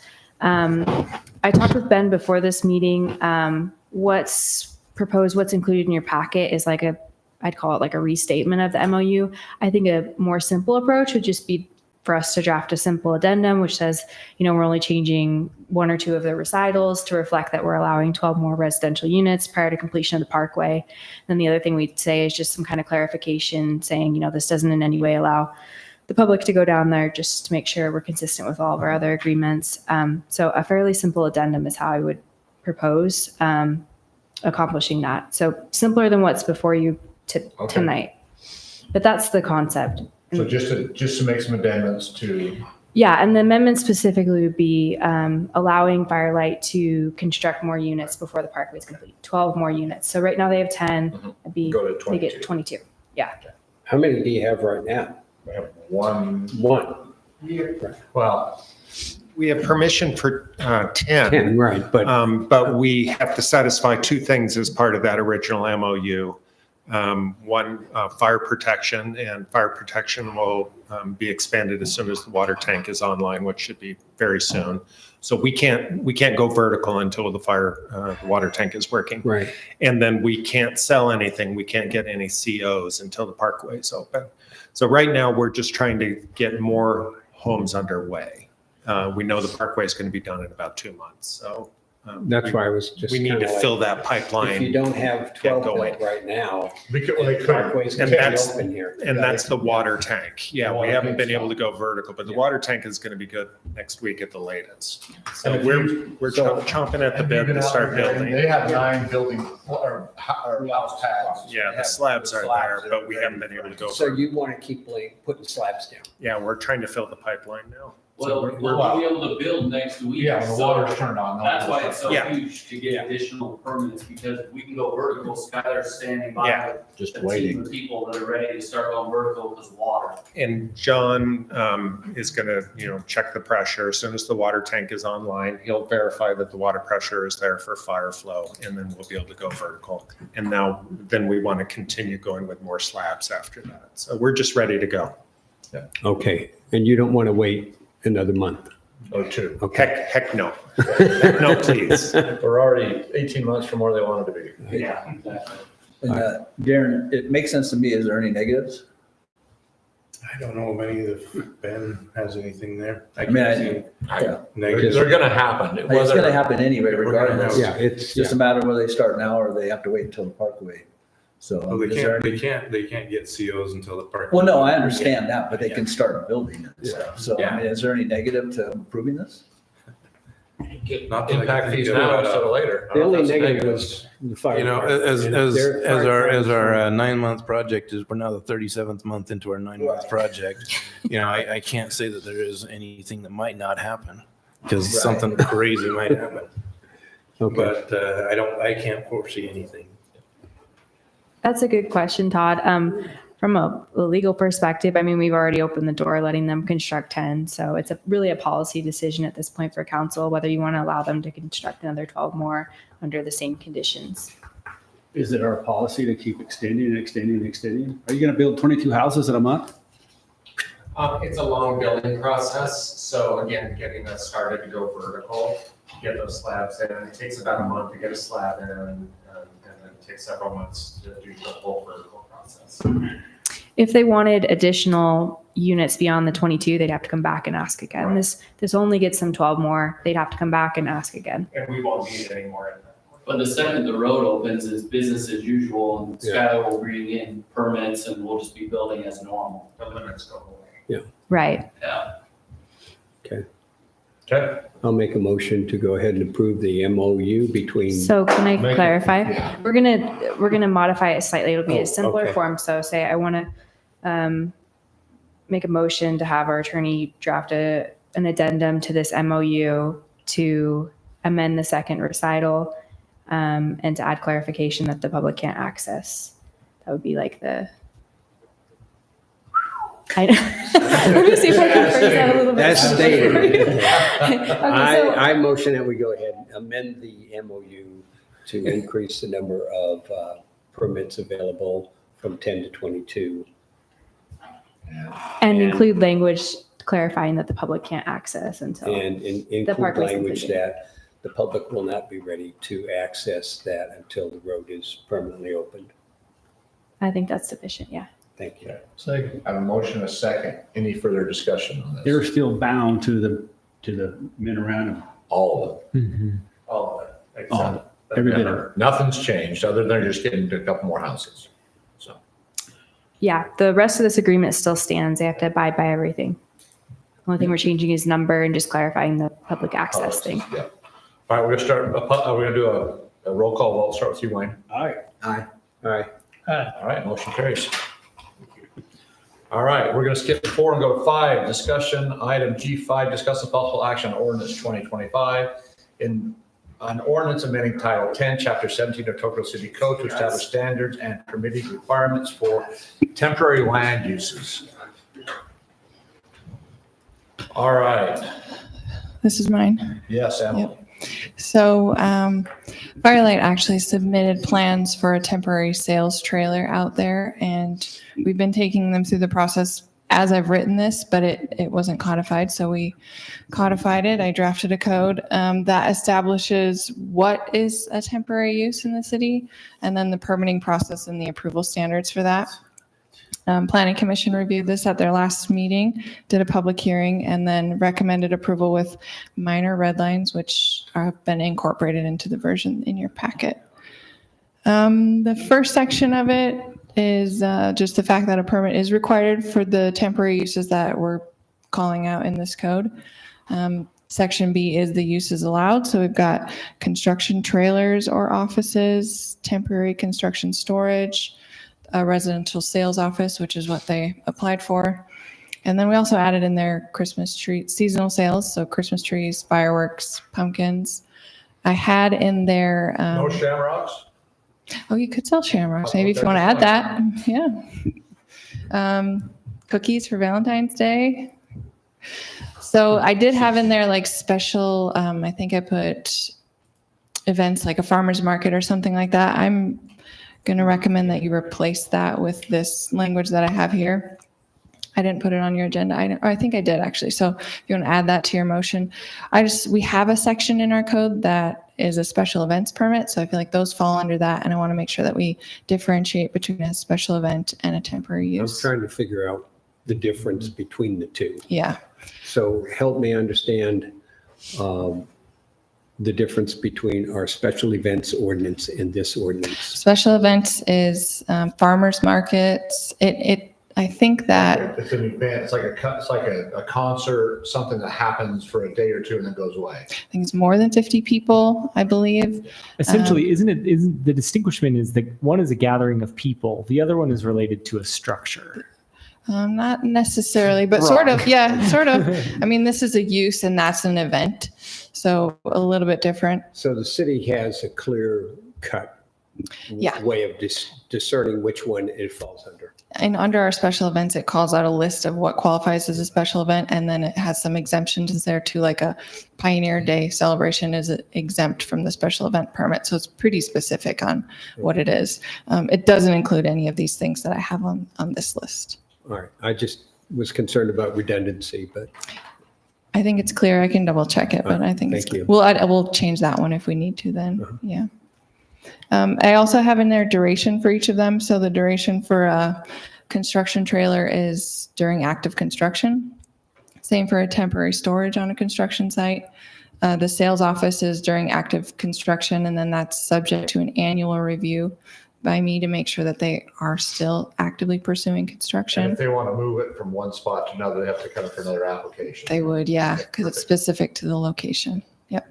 And then the seasonal sales are 60, 30, and 60 days. We have the right, we'll cover that in a minute, but to inspect the site at any time too. So same with those construction trailers. If we go out there and they're not actively pursuing construction, then I would have the right to revoke that permit. Section C covers the application requirements. So what is considered a complete application, and then how soon they have to submit that to me before they want to start that temporary use. We have 3 weeks in there, so we have time to review that. I'm the one who reviews it for completion, and then we take it to the city engineer if we need to, and we'll take it through the JUC. So with that, Darren will look at it, JD will look at it, any of the permitting staff will look at it if they need to. And then I will approve with conditions, or deny the application after those departments have completed their reviews. Legally, you've looked at this? I have. I made some suggested comments at planning commission level, which Emily incorporated. So Okay. I was just looking to the code because you brought up a good point about special events versus temporary uses. So I'm looking at the definition of a special event, just so I think it might be helpful to read it out loud. So it's any event, gathering, march, parade, ceremony, show, exhibition, pageant, race, festival, circus, carnival, outdoor dance, community fair, concert, or activity of any kind, or any similar display in or upon any street, park, parking lot, or any other place in the city where more than 50 persons are expected to be involved, and or the event is likely to increase the need for city personnel. So I feel like you brought up a good point. We could maybe clarify. We could maybe do more to distinguish between special events and temporary uses. Like I think some things clearly fall within the temporary use category, like the construction trailer.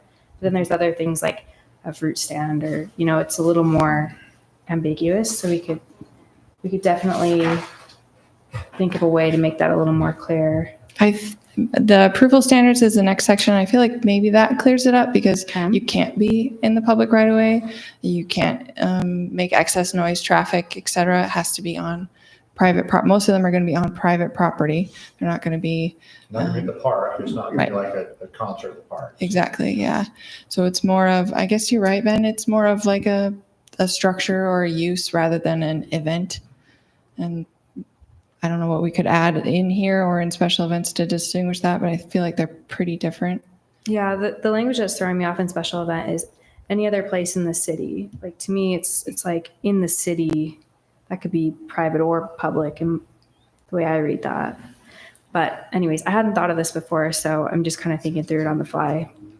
So the language that I said in there is temporary uses that qualify as special events are require special event permit and are not subject to the temporary use permit process. So Yeah. I guess when they apply, that would be our discretion to decide if they're special events or temporary uses. That's true. And that's a good point you brought up. So within uses allowed, there is a section that says any other temporary use deemed compatible with this section. So meaning the planning and zoning administrator has the discretion to determine whether something's a temporary use or not, which might be an idea you like, especially if it's kind of ambiguous sometimes. You might want to determine that. It's kind of up to you guys. Yeah, but I don't know that we need to modify an ordinance to split hairs, I guess. There's no need probably to do that. We've got enough, we're between staff and our, we got JUC, city staff, zoning, planning and zoning administrator. We have a lot of eyes looking at this, so I don't know if we can come up with a list of everything we could just, perceive, but then it will be something we'll be missing. So I don't know, like we need to list them all. Yeah, it's a good point. Okay. We did list some exemptions in our code elsewhere. Garage sales were already exempt from any permits as long as there's only 4 per year and they're no more than 3 days each. So that's in there. Small produce stands on private property that have minimal impact are exempt. That was already in the code as well. So that would be different than if a company comes in and wants to sell pumpkins, or if a fireworks comes in, that's different. City or city-sponsored events are exempt, and then educational, religious, or civic activities that are less than 60 days. I gotta bring it up. I have a conflict here with pumpkins. It's a use, Are you selling pumpkins? Use allowed, but it's down here, it's exempt because it's a produce.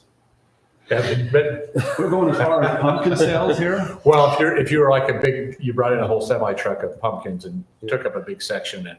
If someone it's a comes little into different than- Stat Brothers parking lot and sets up a pumpkin It stand, wouldn't be exempt for produce stands on private property, provided they're not create space. It would be exempt, yeah. correct. It's like we're fishing out here for everything we Really good. Right. Okay, any other questions? I got one comment. I appreciate the work the planning commission and you did, Emily. My one comment and just a question, and Kayla, you can answer this too, is so like the construction trailers and offices and temporary construction sites, those could be there for years. So I would suggest, I know you said that you can go out and look at it at any time, but I would suggest, can we require like an annual review? It is required. It in is, there. where is it? I didn't see that, and I must have missed it. I think I saw it in there. It is, where is it? 'Cause I didn't It's, see it. I'm pretty sure I went through it and I could have missed it, but. It's I under didn't memorize where it 1017 is. 2B, Pardon me? 1017 2B. Yeah, that's where I got my information from, and I don't see where it says annual. It might just be for the residential sales office. Yeah, that's what I'm talking about. So we could add it to it is in there for that one. We could add it also to the construction trailers Yeah, and the and temporary construction- storage. Yeah, Sure. please. So is there any need to change it from the old one we have? The city don't have reserves the one. right to inspect the site at any time during the duration of the permit. Yeah, no, I know, but we listed out for the sales offices, subject to an annual review for number 3, so we might as well include that for 1 and 2 also. Yeah. You see that, Gary? Yeah. Okay.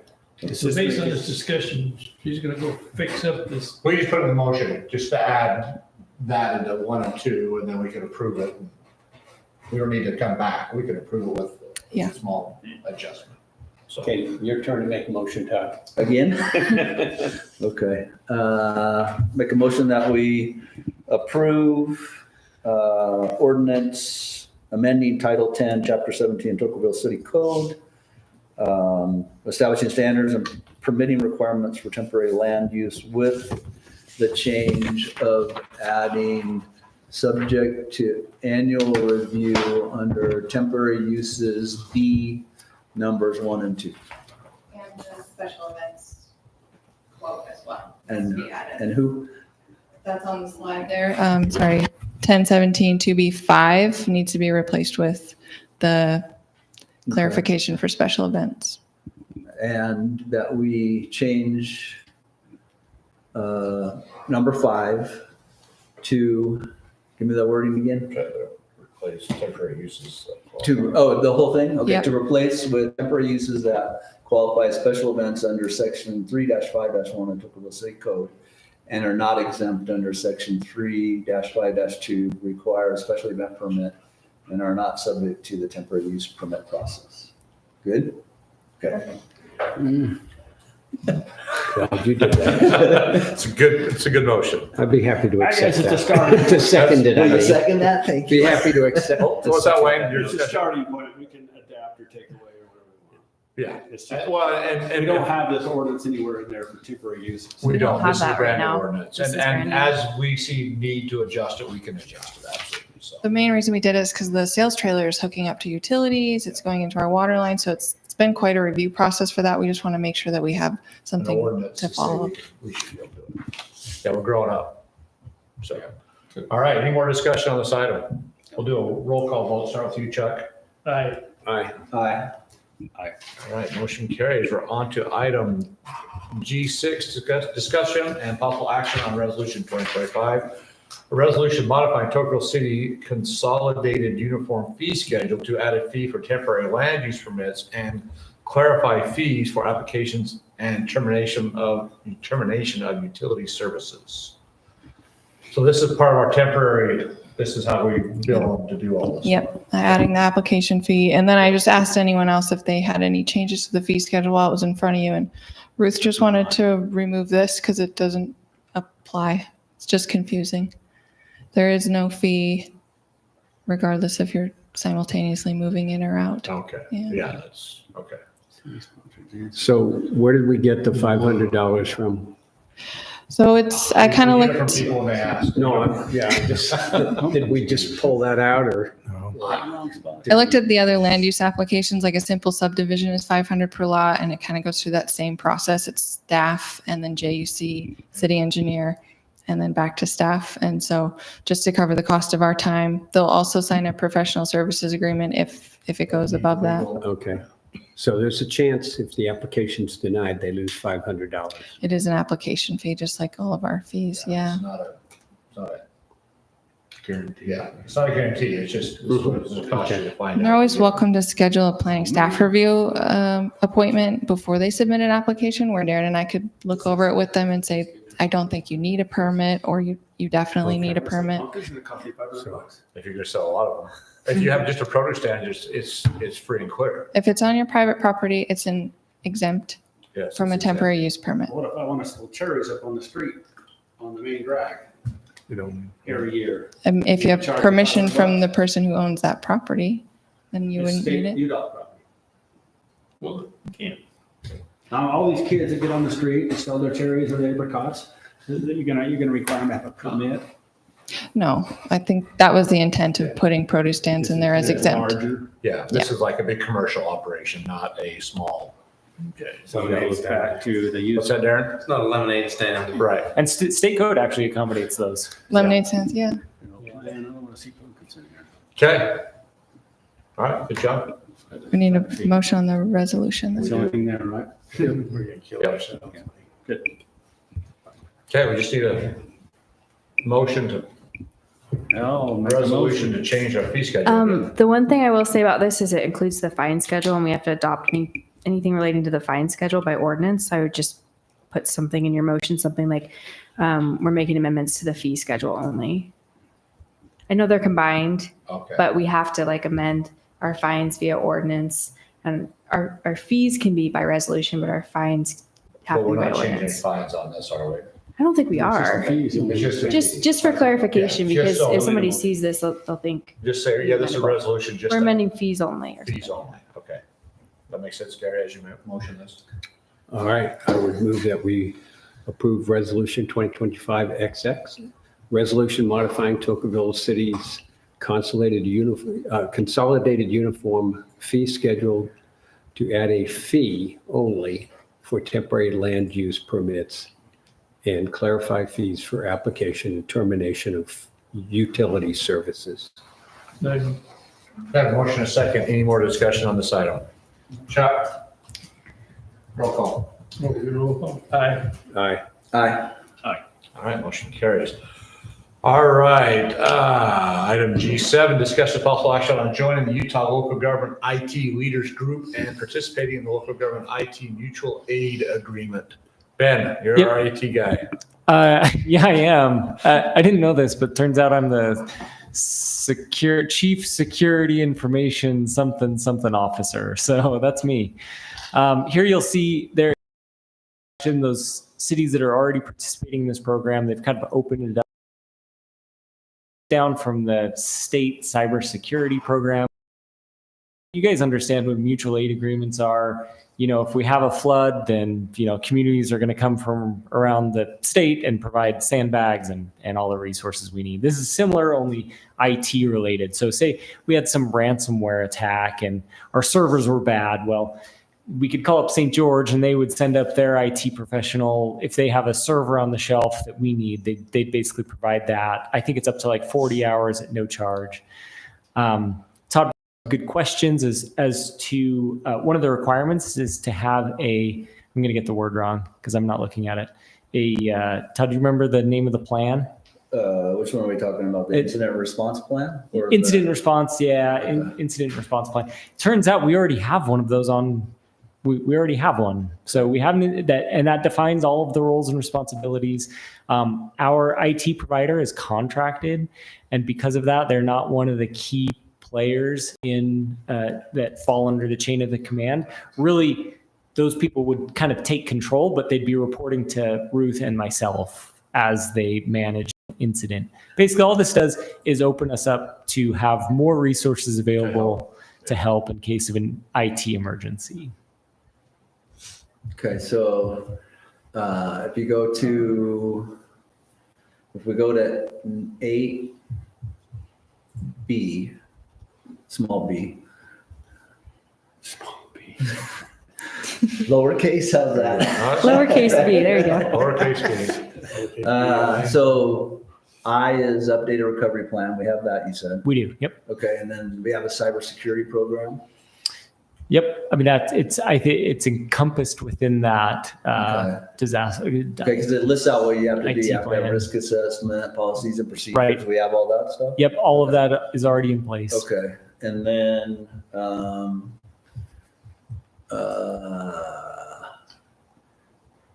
if you go to the three lowercase i's, number 4, incident response plan. So you said we have an incident response plan. We do. Okay, and then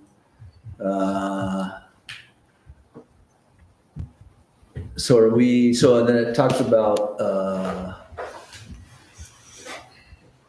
so if you go down to V, regular audits and assessments. So the requesting party, which would be us if we have a catastrophe, must conduct regular audits and assessments. So we're doing that. Yeah, that's part of our contract with we need to document that. Computech is our vendor for that. So we need to document that, make sure that's done. And then if you go to number 9, it's the incident command system. So I know you said that you were going to be the chief information officer. Yeah. So who's going to be the incident commander then? So I'd have to refer back to it was defined in our plan within the roles and responsibilities. Incident response team lead is Ruth. Yeah.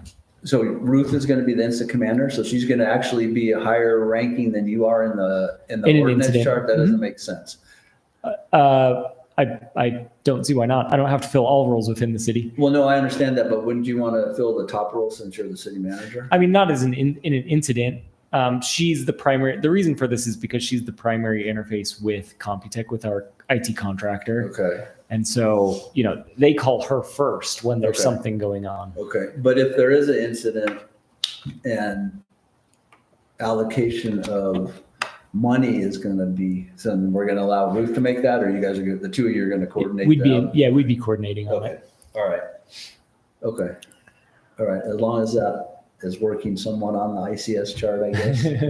So at least everybody has designated roles. I mean, and I don't know if you want the mayor to be part of that designated role, because he is the mayor and the executive branch head, right? So I don't know. I'm not a micromanager. No, I know Those you're guys not a can handle it. micromanager, but if we had a natural disaster that destroyed our IT or a cyber attack or something like that, we would want to definitely have the coordination. Can we within pray for the a natural city. disaster to destroy all IT? I'm all for it. So, That's what we're going those for. are I'm just- on board for that. I'm in favor of this. I think it's good. I just want to make sure that the roles are defined in the city. So if something does happen, we're not going, wait, you're in charge. No, you're in charge. No, who's in charge? So, okay. As long as that's defined and everybody's comfortable with how it's gonna play out. My two questions, I think he's covered all the detail items. But the bottom line is, how much extra time is it gonna take? And how much extra money is it? It shouldn't. Right. If anything, this is Gonna save us. saving money in the event of an incident. If we In never the- have an incident, it's likely no resources, no cost. Okay. Yeah. Yeah, this is, Well, we get 40 hours. If we have an incident, we get 40 hours of mutual aid with no cost. So But without an theoretically. incident, how much more of your time? It sounds like you've got everything in place already. So you're telling me you don't have to change the budget. Right. This isn't, we're not going to see a new line item or anything. Yeah. Okay. Increased Just go to a cost. meeting once a quarter. Right. And you're in favor of this, I assume. I am. Yeah. I think, one of the great things about being a local government subdivision of the state is kind of these mutual aid type situations. We're not operating the private sector where the person next door is our competitor. So Okay. formalizing these, the reality is if we had an IT breach, even without a mutual aid agreement, we could probably call St. George City and they'd come help us, right? That's how communities are working. But this does formalize it. And if there was an event, that way it's all clear before the event happens as to how costs are allocated. Got it.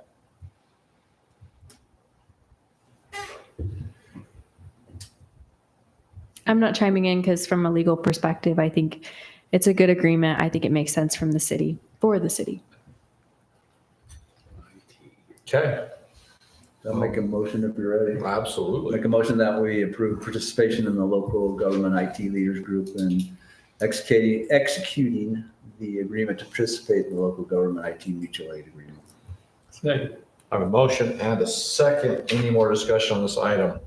All in favor? Aye. Any opposed? All right, thank you. All right, calendar events, Pioneer Day celebration, Thursday, July 24th, 2025 at Center Street Park at 7 PM. So we'll have we always have a good time. It's usually in the morning, but this year it's at 7 PM. So make sure your neighbors know that it is not in the morning, it is in the evening. So. Put on after church. Yeah. Yeah, the 3 wards are putting on that, so, and the Wow. city is participating with advertising and the park and all that, so. Yep. You know why they changed? No breakfast? No breakfast, they're doing something different. You'll have to ask Bishop No Binghurst. breakfast, no parade. No breakfast, no parade, you're gonna talk to Ty. Don't we normally help with the food? We normally do, but not this year, so. All right, well, See how it we goes. do need to move into a closed session, so I need a motion for that. I'll make a motion, Mayor, that we move into a closed session for the discussion of litigation, security, property acquisition, as well included or sale, or the character and professional competence, or physical or mental health of an individual. You get everything? Yep. Okay. Second. Have a motion and a second, all in favor? Aye. Aye. All right, you don't have to go home, but you can't stay here. So we'll have a 5-minute recess. 5 minute break.